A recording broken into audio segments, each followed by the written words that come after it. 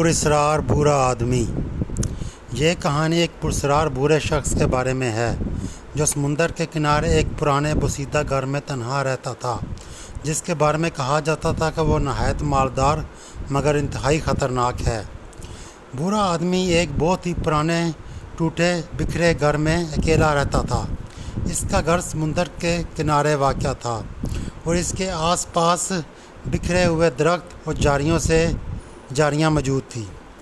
اس کا باغ بے ترتیب اور اجڑا ہوا تھا۔ کوئی نہیں جانتا تھا کہ وہ کون ہے، کہاں سے آیا ہے یا اس کا اصل نام کیا ہے۔ جو لوگ اسے کبھی دیکھتے وہ کہتے کہ اس کے لمبے سیاہ بال، جریوں سے بھرا ہوا چہرہ، تیز گہری آنکھیں تھیں۔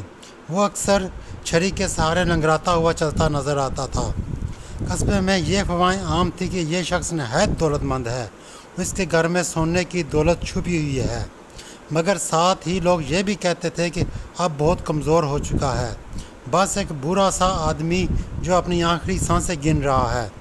نوجوان لڑکے اس کا مذاق اڑاتے، اس کے گھر کے سامنے سے گزرتے ہوئے چلاتے، آوازیں کستے اور بعض اوقات اس کے گھر پر پتھر پھینک دیتے۔ کبھی کبھار کچھ بڑے لڑکے اس کے گھر کے قریب جا کر گرد آلود کھڑکیوں سے جھانکتے، بس اسے دیکھنے کے لیے۔ پھر ایک رات 3 خطرناک مجرموں نے اس بزرگ آدمی کو لوٹنے کا فیصلہ کیا۔ انہوں نے اپنی چوری شدہ گاڑی اس کے گھر کے باہر پارک کیا اور اندھیرے میں بیٹھ کر وقت کا انتظار کرنے لگے۔ ان کا منصوبہ یہ تھا کہ بورے کو ڈرا دھمکا کر خزانے کا پتہ معلوم کیا جائے۔ اگر وہ نہ بتائے تو مار پیٹ کا زبردستی اگلوا لیا جائے۔ چاندنی رات تھی، پرانا گھر خاموش کھڑا تھا، ہوا درختوں میں سنسناہٹ پیدا کر رہی تھی۔ جب گھر کی بتیاں بجھ گئی تو وہ مجرم گاڑی سے نکلے، چہروں پر سیاہ ماسک پہنے اور دروازے تک پہنچے۔ انہوں نے بیل بجائی۔ تیسرا مجرم گاڑی میں بیٹھا انتظار کر رہا تھا۔ وقت گزرتا گیا، وہ گھبراہٹ میں بار بار اپنی گھڑی دیکھتا، سوچتا اتنی دیر کیوں ہو گئی۔ آدھی رات کے کچھ دیر بعد اچانک گھر کے اندر سے خوفناک چیخوں کی آواز سنائی دی۔ وہ لرز گیا، سوچنے لگا کہیں ان دونوں نے برے کو مار ہی نہ ڈالا ہو۔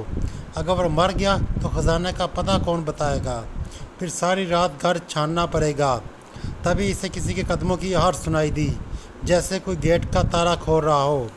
اس نے اسٹریٹ لائٹس کی مدھم روشنی میں آنکھیں تیز کی، دیکھنے کی کوشش کی کہ کون آ رہا ہے، لیکن وہ دیکھنے کی توقع کر رہا تھا، وہ منظر نہیں تھا۔ اگلی صبح پولیس نے پرانی گاڑی کو بوڑھے کے گھر کے باہر لاوارث پایا۔ نمبر پلیٹ سے پتہ چلا گاڑی چوری کی گئی تھی۔ گاڑی کے اصل مالک کو واپس دے دی گئی۔ چند دن بعد 3 ناشناختہ لاشیں سمندر کے کنارے بہتی ہوئی پائی گئی۔ ان کی حالت ناقابل یقین حد تک خوفناک تھی۔ ہر ایک کی تمام ہڈیاں توڑ دی گئی تھی، سر کچلے ہوئے تھے، پہچان ممکن نہ تھی۔ لاشیں جیسے پگھلی ہوئی ربڑ کا ڈھیر لگتی تھی۔ اس چھوٹے سے ساحلی قصبے میں یہ خبر جنگل کی آگ کی طرح پھیل گئی۔ پورا قصبہ ہل کر رہ گیا۔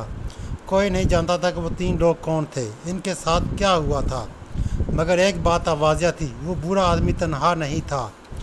اب جب لوگ اس کے گھر کے پاس سے گزرتے تو ان کی ریڑھ کی ہڈی میں سنسناہٹ دوڑ جاتی۔ نوجوان لڑکے اب آوازیں نہیں کستے تھے، کسی میں ہمت نہ تھی کہ اس کے گھر کی کھڑکی میں جھانکنے کی کوشش کرے۔